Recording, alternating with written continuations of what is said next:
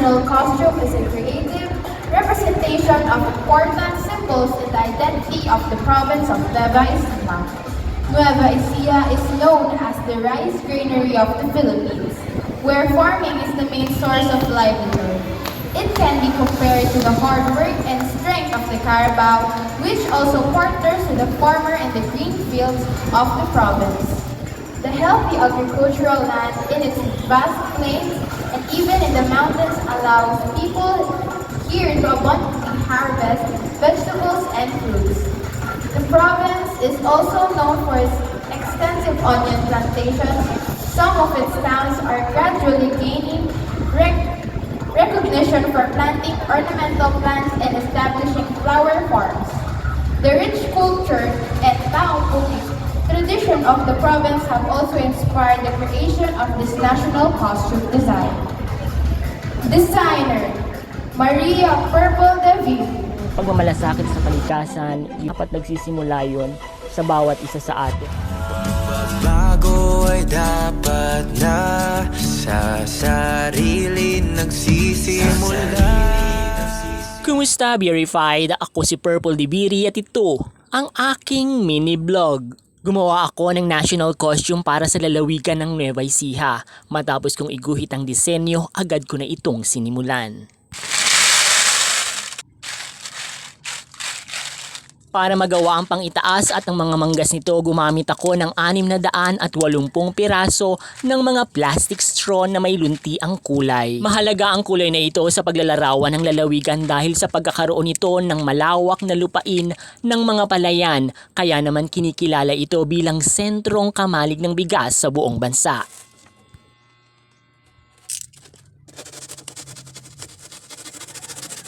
Agad ko namang sinunod ang paggawa ng ulo ng kalabaw. Mahalagang simbolismo ito ng lalawigan dahil ito ang pangunahing katuwang ng mga magsasaka sa kanilang paghahanap buhay. Lagyan ko ng mga molded glue ang mga ulo ng kalabaw. Kinulayan ko ito ng itim at nilapatan ko din ito ng kulay gold para sa karagdagang disenyo, at upang maging makinang ito, nilagyan ko ito ng mga rhinestone. Agad ko namang sinunod ang paggawa ng skirt.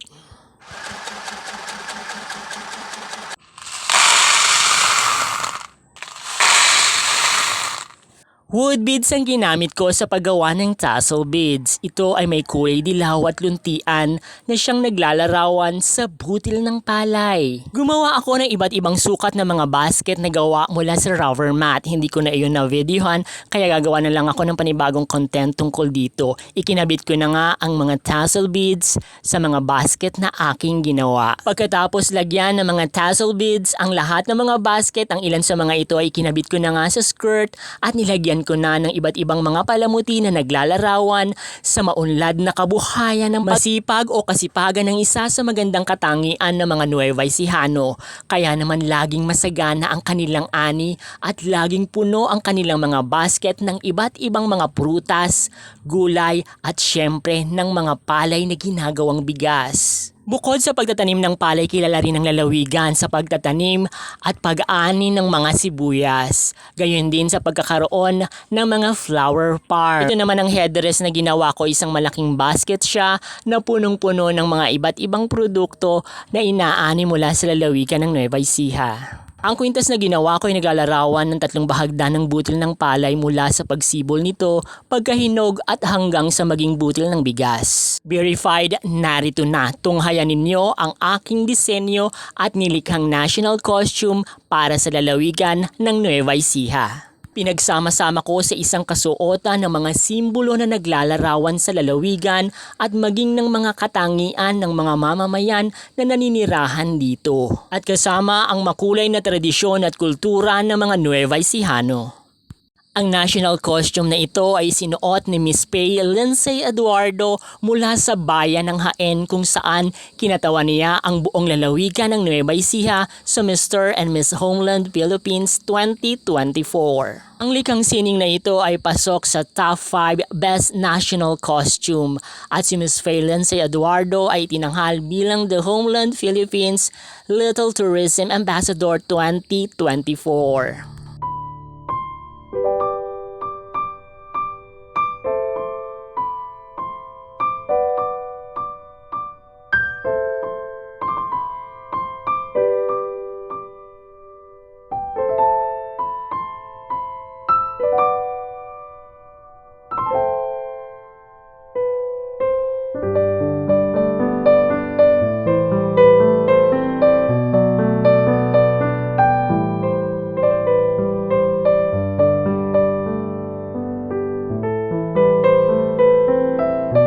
verified, ito ang aking pahina, ang Trashion Empress. Maraming salamat sa inyong patuloy na pagsuporta. Thank you very much!